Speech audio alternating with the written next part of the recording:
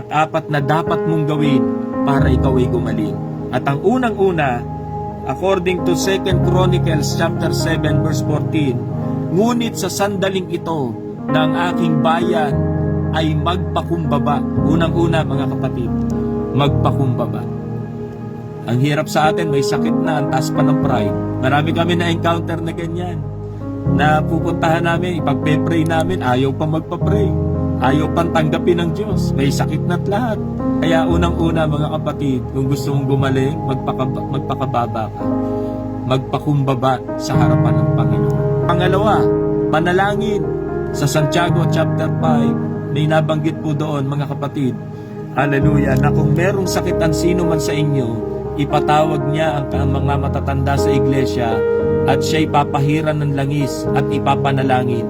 At kung siya'y nagkasala, siya'y patatawarin at siya'y ibabangon. Kailangan merong nananalangin para sa atin. Ka na agad sa church. Huwag ka namang pumunta kung saan-saan. Nagpupunta ka pa ng albularyo, nagpupunta ka ng faith healer. Yung mga ganyan, hindi kalooban ng Diyos. Yung mga albularyo, Deuteronomy chapter 18 verse 10. Huwag daw tayong sasangguni sa mga tumatawag sa espiritu ng patay. Huwag tayong sasangguni sa mga mananawas. Yan ay kasuklam-suklam kay Yahweh, ang sabi ng Biblia. Kaya huwag tayong magpapaalbularyo mga kapatid. Merong mga doktor na binigyan ng karunungan ng Diyos. Sa doktor tayo pumunta. Pastor, paano yun? Meron kong nakasabay na nagpapaalbularyo. Ang galing daw, talagang gumagaling. Mga kapatid, tandaan ninyo, si Satanas mandaraya. Dadayain niya tayo sa isang bagay na mali para mawala ang tuon mo kay Kristo na siyang nagpapagaling. Amen? Pangatlo, hanapin ako. Kung sino-sino hinahanap natin, si kapitan, si mayor, si konsehal, para makahingi ng tulong. Sa panahon na tayo may sakit, ang Diyos ang lapitan natin. Ang Diyos ang hanapin natin. Ang pang-apat, mga kapatid, talikdan ng ating mga kasalanan. Mga kapatid, yung kasalanan, ito ay nagbubunga kung bakit nagkakasakit ang isang tao. Kaya talikdan po natin yung ating mga kasalanan.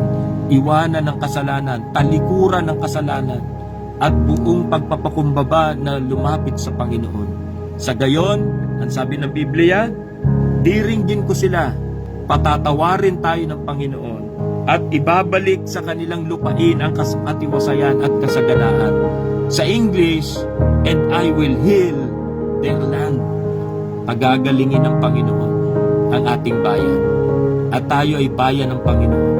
Kaya mga kapatid, so gawin po natin yung apat na bagay na ito at tinitiyak sa iyo, magkakaroon tayo ng kagalingan mula sa Panginoon. I-restore ng Panginoon yung ating kalusugan na tayo ay manalig at manampalataya sa ating Panginoon. At makikita po natin, kaya tayong pagalingin ng Panginoon. Ang Diyos ang ating dakilang manggagamot. Purihin ang pangalan ng Panginoon.